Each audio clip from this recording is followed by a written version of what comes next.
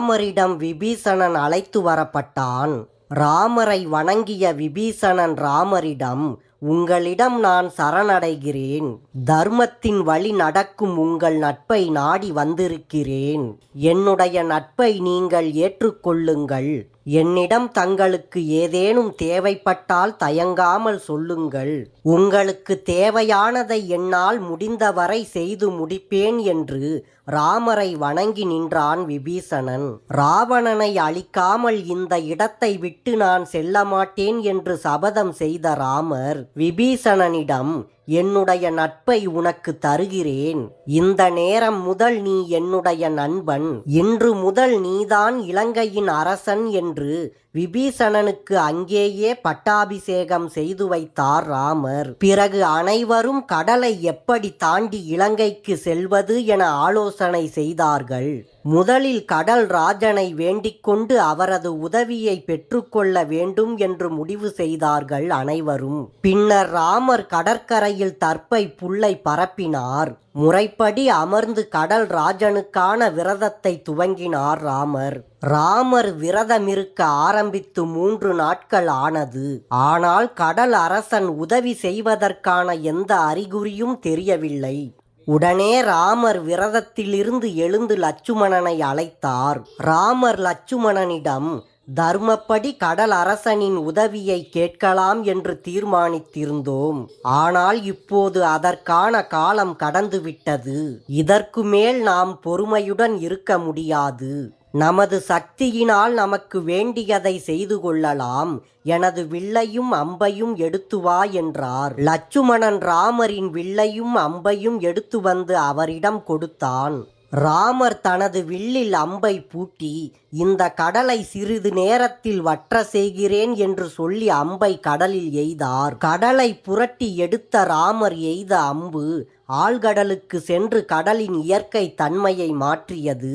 அலைகளில் கலக்கம் ஏற்பட்டு நிலை தடுமாறியது. பேரொளியுடன் கூடிய பெரும் புயல் காற்று கடலை சுழற்றி தனக்குள்ளேயே பொங்கியது. கடல் நீர் ஆகாயம் வரை எழும்பி சுழலத் தொடங்கியது. கடலுக்கு அடியில் இருந்த மலைகளும் பெரும் பாறைகளும் இடம் மாறி தங்களின் தன்மையை மாற்றிக்கொண்டது. கடலில் இருந்த ஜீவராசிகள் அனைத்தும் நடுங்கியது. பூமி அதிர்ந்தது. கடல் அரசனால் இதற்கு மேல் தாங்க முடியவில்லை. கடல் அரசன் அலறிக்கொண்டு தனது தேவதைகளுடன் வெளிப்பட்டு அபயம் அபயம் என்று ராமரை சரணடைந்தான். பின் ராமர் தனது அஸ்திரத்தை மீண்டும் திரும்ப அழைத்து கொண்டார். புயல் காற்று நின்று கடல் பழையபடி தனது இயற்கை தன்மைக்கு மாறியது. ராமரை வணங்கிய கடல் அரசன் ராமரிடம், இயற்கை விதிப்படியே நான் நடந்து கொள்ள வேண்டும்.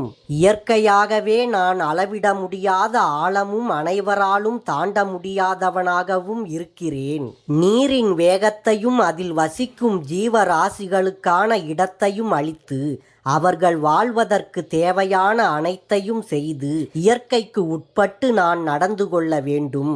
நீங்கள் உங்கள் சக்தியினால் என்னை வற்ற வைத்தால் இயற்கைக்கு எதிராக அனைத்தும் செயல்பட ஆரம்பித்துவிடும். உங்களின் இத்தனை படை வீரர்களும் கடலை கடக்கும் வரை என்னால் அலைகளை நிறுத்தி வைத்தோ, நீங்கள் செல்லும் வழிகளிலெல்லாம் நீரின் ஆழத்தை குறைத்தோ இயற்கைக்கு எதிராக நான் செயல்பட முடியாது.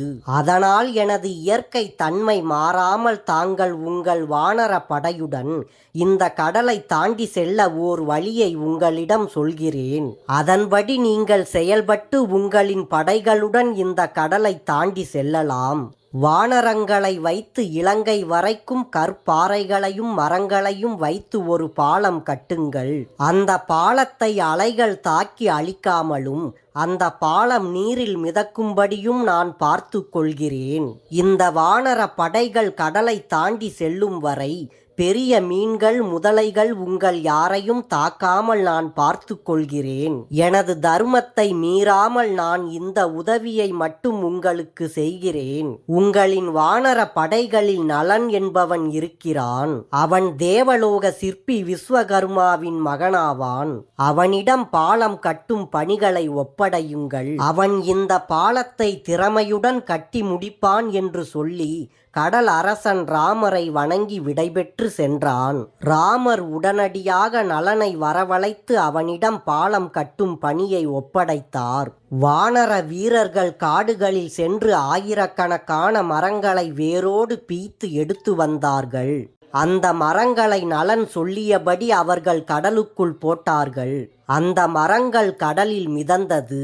மரங்களின் மேல் பெரிய பாறைகளை அடுக்கி வைத்து பாதை அமைத்தார்கள். அனுமன் அனைத்து பாறைகளிலும் ஸ்ரீராம் என்று எழுதினார்.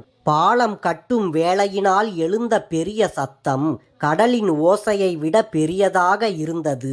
முதல் நாளில் 14 யோசனை தூரமும், இரண்டாவது நாளில் 20 யோசனை தூரமும், மூன்றாவது நாளில் 21 யோசனை தூரமும், நான்காவது நாளில் 22 யோசனை தூரமும், ஐந்தாவது நாளில் மீதியுள்ள தூரத்திலும் பாலத்தை கட்டி முடித்து இலங்கை கடலின் கரை வரை பாலத்தை கட்டி முடித்தார்கள். இலங்கை கடற்கரை வரை பாலம் கட்டும் பணி 5 நாட்களில் முடிந்தது.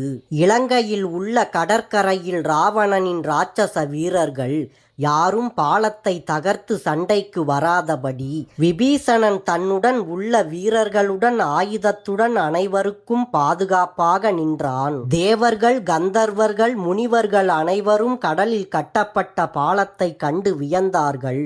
ராமரிடம் வந்த சுக்ரீவன் ராமரிடம், பாலம் கட்டப்பட்டு விட்டது.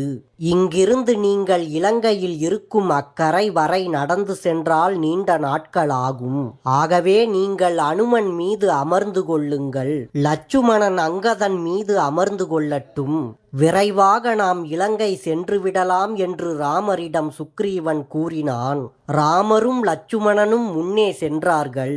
அவர்களுக்கு பின்னால் வானர படைகளும் ஜாம்பவான் தலைமையில் கரடி படைகளும் சென்றது. வானரங்கள் கூச்சலிட்டு கொண்டே சிலர் ஆகாயத்தில் தாவியும், சிலர் நீரில் நீந்தியும், சிலர் கருடனைப் போல் பறந்தும் ராமரின் பின்னால் பாலத்தை கடந்தார்கள். வானர படைகள் எழுப்பிய சத்தம் கடலில் இடி முழக்கம் போல் எதிரொலித்தது. அனைவரும் இலங்கை கடற்கரையை அடைந்தார்கள். ராமர் லட்சுமணனிடம், வந்திருக்கும் அனைவருக்கும் உணவு நீர் கிடைக்கும் காடுகளாக பார்த்து தங்குவதற்கு ஏற்பாடுகளை செய்து கொடு என்றார். விபீஷணன் உதவியுடன் இலங்கையில் உணவு நீர் இருக்கும் காடுகளாக பார்த்து வானர படைகள் அனைவரும் தங்குவதற்கான ஏற்பாடுகளை செய்து கொண்டார்கள்.